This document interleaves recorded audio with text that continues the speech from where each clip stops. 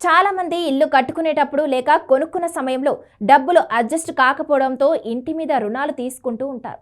అయితే ఆ రుణాలను సకాలంలో చెల్లిస్తే ఏం కాదు, కానీ తీసుకున్న రుణాలు కట్టకపోతే ఖచ్చితంగా ఎక్కడైతే రుణం తీసుకున్నారో ఆ సంస్థ వాళ్ళు వచ్చి ఆ యాజమానికి నోటీసులు ఇవ్వడం, ఒకవేళ ఆ నోటీసులకు స్పందించకపోతే ఇల్లు వేలం వేయడం అనేది మామూలే. అయితే ఇది సామాన్యుల విషయంలో అయితే అంత పెద్దగా పట్టించుకోరు, కానీ ఓ హీరో విషయంలో అయ్యేసరికి దీన్ని చాలా వైరల్ చేస్తున్నారు.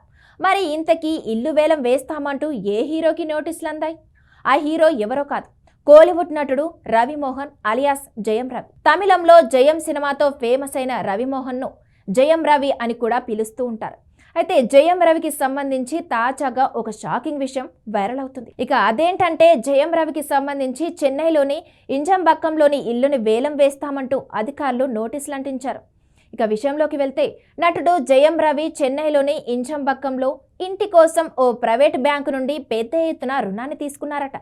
ఆ తర్వాత కొద్ది రోజులు ఇంటి కోసం తీసుకున్న రుణాన్ని కొద్ది నెలలు క్లియర్గా కట్టినప్పటికీ దాదాపు 10 నెలలుగా ఆ డబ్బు చెల్లించడం లేదట. దాంతో ప్రైవేటు బ్యాంకు ఆఫీసర్లు జయం రవి ఇంటి దగ్గర, అలాగే ఆయన కార్యాలయంలో ఇంటిని వేలం వేస్తున్నట్లు నోటీసులు అంటించడంతో అక్కడ ఉన్న కార్యాలయంలోని కొంతమంది దాన్ని చించేశారు. అయితే జయం రవి ఇల్లుపై తీసుకున్న లోన్ ప్రస్తుతం 7.60 కోట్లకు పైగానే ఉందట.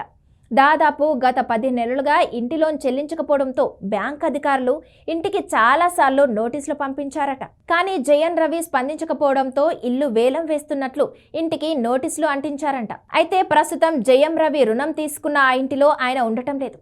గత కొద్ది రోజులుగా భార్యతో విభేదాలు వచ్చి ఆమెకు విడాకులు ఇస్తున్నట్లు ప్రకటించి ఇంటి నుండి వెళ్ళిపోయారు. ఇక అప్పటి నుంచి జయం రవి భార్య ఆర్తి, పిల్లలు మాత్రమే ఆ ఇంట్లో ఉంటున్నారు. ఇంటిని వేలం వేస్తే ఆర్తి, 2 పిల్లలు రోడ్డున పడతారని ఈ విషయం తెలిసిన పలువురు నెటిజన్లు పలు కమెంట్లు పెడుతున్నారు. లోను కట్టకపోతే భార్య, పిల్లల పరిస్థితి ఏంటి, వాళ్ళు ఎక్కడ ఉంటారంటూ నెటిజన్లు కామెంట్ చేస్తున్నారు. జయం రవి గత ఏడాది తన భార్యతో విడిపోతున్నట్లు ప్రకటించి విడాకులకు అప్లై చేశారు.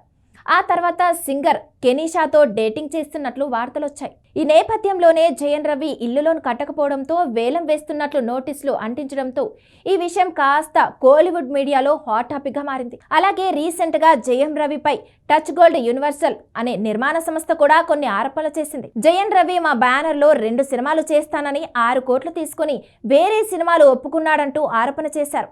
అలాగే ఆ నిర్మాణ సంస్థ వాళ్ళు ఆ ప్రైవేట్ బ్యాంకు దగ్గరికి వెళ్ళి ఆయన ఇల్లు జప్తు చేయాలని అభ్యర్థించినట్లు తెలుస్తుంది. దాంతో జయం రవి ఇంటిని వేలం వేస్తున్నట్లు బ్యాంక్ అధికారులు నోటీసులు అంటించారు. మరి ఈ విషయంలో జయం రవి ఎలా స్పందిస్తారో అనేది తెలియాల్సి ఉంది.